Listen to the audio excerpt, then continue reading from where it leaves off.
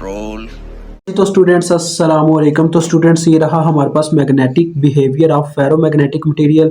तो सबसे पहले इसकी इक्वेशन है B is equal to mu H. इसमें B हमारे पास क्या है जी, B हमारे पास आप सब जानते हैं फ्लक्स डेंसिटी होती है, जबकि म्यू हमारे पास परमेबिलिटी होती है कि हमारा मटेरियल किस तरह से रिएक्ट करता है। उसके बाद जो H है इसको कहा जाता है मैग्नेटाइजिंग इंटेंसिटी। ठीक है, मैग्नेटाइजिंग यानी कि मैग्नेट तक बोल के आगे आइजिंग, मैग्नेटाइजिंग इंटेंसिटी। ठीक है, तो मैग्नेटाइजिंग इंटेंसिटी हो गई। उसके बाद वो अब नेक्स्ट हम पढ़ते हैं होता क्या, मतलब कि इस प्रोसीजर में वो कहता है to analyse magnetic behaviour of ferromagnetic materials we apply DC current to the core. अब देखो ये ना एक स्टेप वाइज लिखा गया हुआ है। वो कहना चाह रहा है कि हम फेरोमैग्नेटिक मटेरियल के मैग्नेटिक बिहेवियर को समझने के लिए ना हम क्या करते हैं, अप्लाई करते हैं डीसी करंट को कोर के ऊपर। देखो अब स्टूडेंट्स तीन टाइप के मटेरियल होते हैं, एक होता है पैरामैग्नेटिक, एक होता है डाईमैग्नेटिक और एक होता है फेरोमैग्नेटिक मटेरियल। जब हम इनमें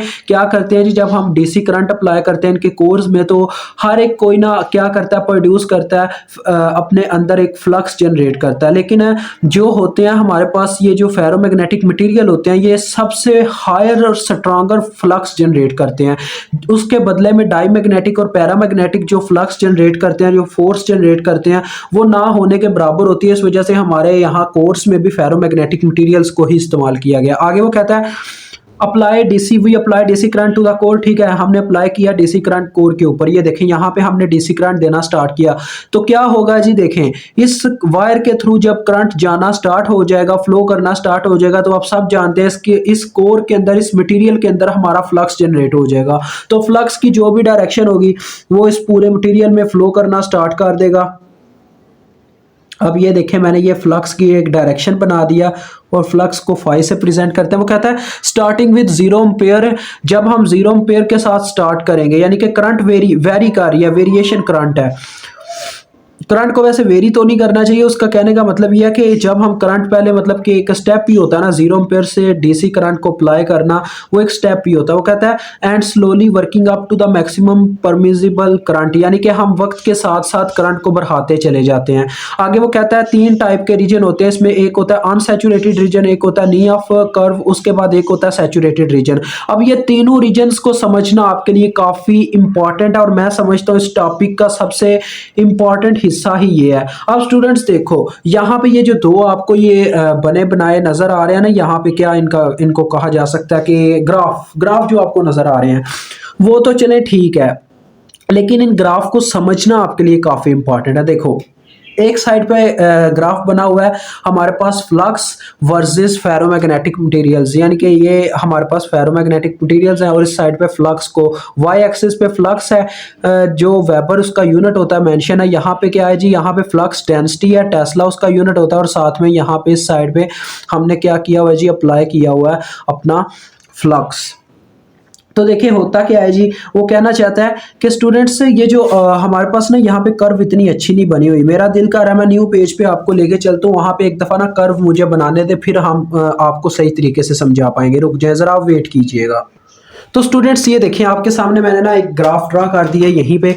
तो वो कहता क्या है जी, देखें ये फ्लक्स मैंने वाई एक्सिस पे रखा है और ये जो आपको नजर आ रहा है ना एक्स एक्सिस पे एफ का, ये हमारी पता क्या मैग्नेटोमोटिव फोर्स है, ना कि ये हमारे पास सिर्फ फेरोमैग्नेटिक मटेरियल है, यानी कि फेरोमैग्नेटिक में मटेरियल में पैदा होने वाली ये हमारे पास मैग्नेटोमोटिव फोर्स है, जो मतलब कि जिस तरह वोल्टेज होते हैं इसी तरह ये एक मैग्नेटोमोटिव फोर्स होती है, वोल्टेज करंट के पास करने की वजह से जो जनरेट होती है। ठीक है, ये हमारे पास इतना हिस्सा सैचुरेटेड रीजन है, उसके बाद ये नी का रीजन है जिसको हम सेंटर पॉइंट भी कह सकते हैं, और ये लास्ट में अनसैचुरेटेड रीजन। अब देखो होता क्या है, वो कहने का ये मतलब है कि सैचुरेटेड रीजन वो पार्ट होता है हमारी कर्व का, वो हमारे इंजन का वो पार्ट होता है जब वो इतनी ज्यादा वर्किंग कर रहा होता है कि थोड़ा सा भी मैग्नेटोमोटिव फोर्स को बढ़ाने से हमारा फ्लक्स बहुत ज्यादा जनरेट हो जाता है। देखो यहाँ पे है हमारा मैग्नेटोमोटिव फोर्स। अब मैंने इस कहने यहाँ पे फॉर एग्जांपल 5 इसका यूनिट क्या था जी हमारे पास मैग्नेटोमोटिव फोर्स का, F is equal to phi